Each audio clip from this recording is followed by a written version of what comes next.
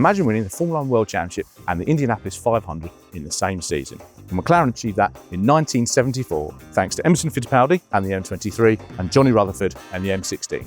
This is a short view back to the past to when McLaren conquered F1 and the Indy 500.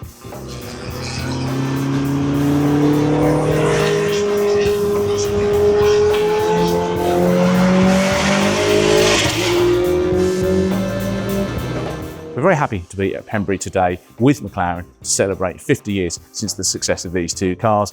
M23 Chassis 5, one of the cars used by Fittipaldi to win his 1974 title, and of course the Indy 500 winning M16.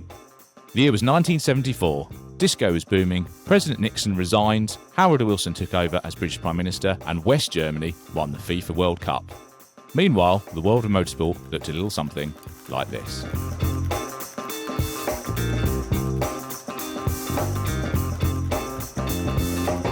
Now this is a story that actually starts with the Indy car. Gordon Coppock designed the M16 for 1971, and he brought with him a lot of knowledge from Colin Chapman's Lotus 72 Formula 1 car. So we've got the wedge nose, side radiators, but he's also rather clever with the engine cover. The engine cover in the first car in 1971 was actually moulded into a rear wing because they weren't allowed bolt-on rear wings in IndyCar at that point. This one, they changed the rules basically because everyone started copying it. So we went back to a more normal bolting the rear wings on, but another little innovation there from the M16. And the combination of the M16 turbocharging, this has got Offenhauser turbo strapped in the back, producing something in the region of 650 brake horsepower. The arrival of slick tyres and the new aero meant that IndyCar speeds went up very quickly in a short space of time. In 1971, the McLarens were the fastest things around Indianapolis and qualified first, second and fourth. Mark Donoghue in the Penske run car probably should have won but had transmission failure, and Peter Revson finished second in a works car. Donoghue put that right the following year, taking his and McLaren's and Penske's first Indy 500 win in 1972. Now the 1973 race was a disaster for all concerned. It ended up being shortened, there were serious accidents, Swede Savage was killed, terrible race. And the result was that turbochargers and wings were restricted for 1974. And this is the car that McLaren entered the 1974 Indy 500 with. Despite the changes, the average speeds were still around 190 miles an hour. And just a couple of years before, it had been 170. That gives you an idea of how quickly things were moving. The McLarens were outnumbered by the Eagles, but it boiled down to a straight fight between Johnny Rutherford's factory McLaren and AJ Foyt's Coyote. Now in those days, Indianapolis qualifying was even more convoluted than it is today. So despite the fact that he actually put in the second fastest average speed during the month of May, Rutherford actually had to start 25th. But he carved through the field and was very quickly up into second place. Rutherford caught Foyt and then jumped the Coyote in the pit when Foyt suffered a terrible pit stop. Foyt charged back and they had a fantastic battle for the lead that only ended when Foyt was black flagged with an oil leak. And that left Rutherford to take McLaren's and his first Indy 500 victory. McLaren are here with us because they take their legacy very seriously, as we heard from Piers Thin. Well, the M16 came out of our Colnbrook works in 1973.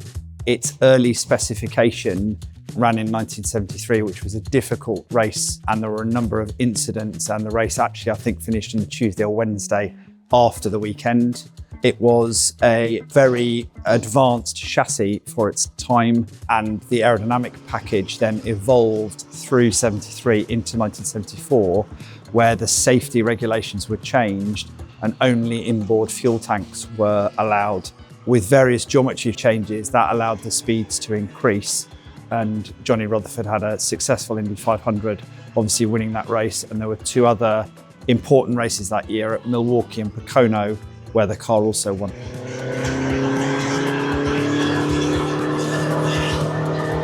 Now, to give you some idea just how good Rutherford and the McLaren M16 were, the following year he finished second, and then he won again in 1976. So 2 wins and a second in those 3 years. And the M16 also won the IndyCar Championship with Roger McCluskey in 1973. Now, while Coppock and McLaren were developing the M16, they also produced this, the M23, one of the most famous Formula 1 cars of all time. It appeared in 1973, won some races, but wasn't quite ready to win the championship, or perhaps its driver wasn't. That's perhaps a subject for a different video or debate. But for 1974, the car was refined, they had different wheelbase lengths, and they also had Emerson Fittipaldi in the driving seat, who brought with him, of course, Marlboro sponsorship. Now, the M23 was a very similar concept to the M16, as you can see, with the side radiators, the wedge nose, but there were key differences. In fact, they were quite significantly different cars. You can't really interchange parts very much. And of course, the key difference would be the Cosworth DFV engine, which at that time would have been producing something around 450 brake horsepower. They did get more out of it later on. Now, although Fittipaldi won the Brazilian Grand Prix early in the season, he actually struggled a little bit with the handling, and Coppert came up with a revised suspension during the season, which transformed the car, according to Fittipaldi himself. And he went on a scoring run up against Clay Recconsoni driving Ferrari and Tyrrell's Jody Scheckter.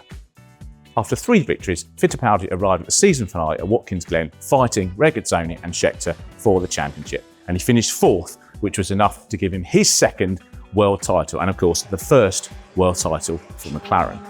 Like the M16, the M23 was developed over the next few years and continued to be successful. Fittipaldi fought for the championship in 1975, and then of course James Hunt won that famous fight with Niki Lauda in 1976 to take another driver's title before the M26 replaced it. Now, to gain even more insights into these 2 legendary McLarens, we asked Piers, current Chief Operating Officer, a few key questions.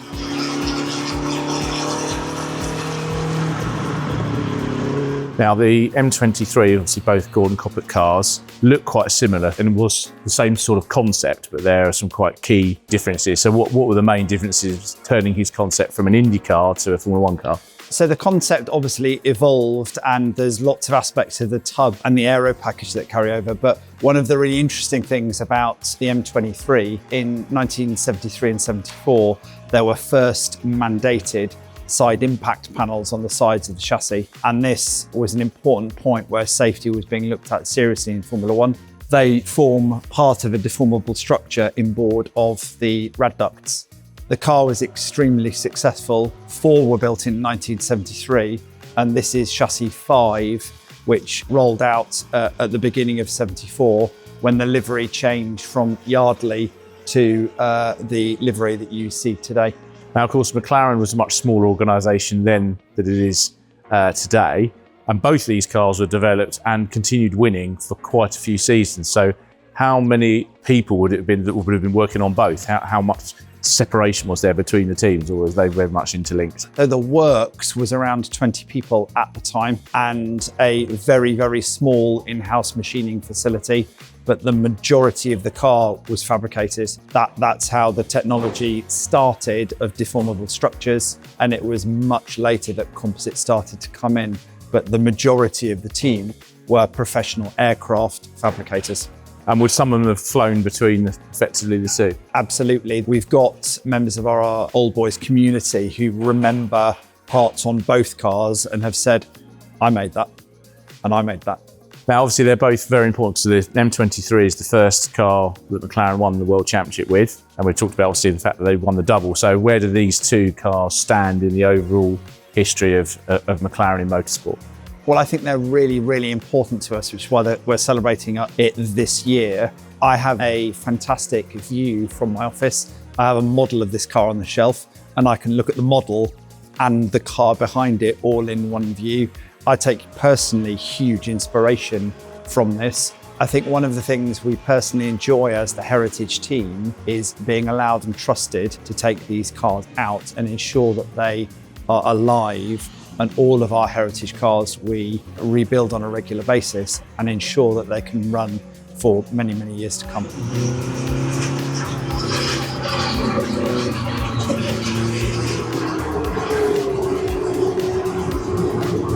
I think the legacy of our team is hugely important to each and every one of the team, because we are forging forward in our 61st year of competing in motorsport.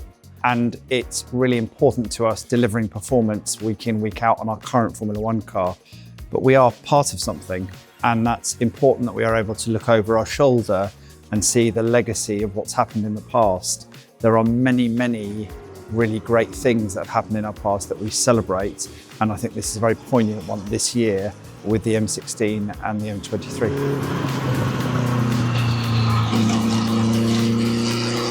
McLaren repeated the feat in 1976, winning the Indy 500 again with the M16 and the F1 World Championship with James Hunt with the M23. And they are probably best placed to do it now because, of course, they are still in Formula 1 and IndyCar. But the IndyCar series currently runs to a Dallara spec chassis, so really, unless Dallara goes and wins the Formula 1 World Championship, as a constructor, it's unlikely that anyone will repeat the feat of Lotus in 1965 and McLaren in 1974 and 1976.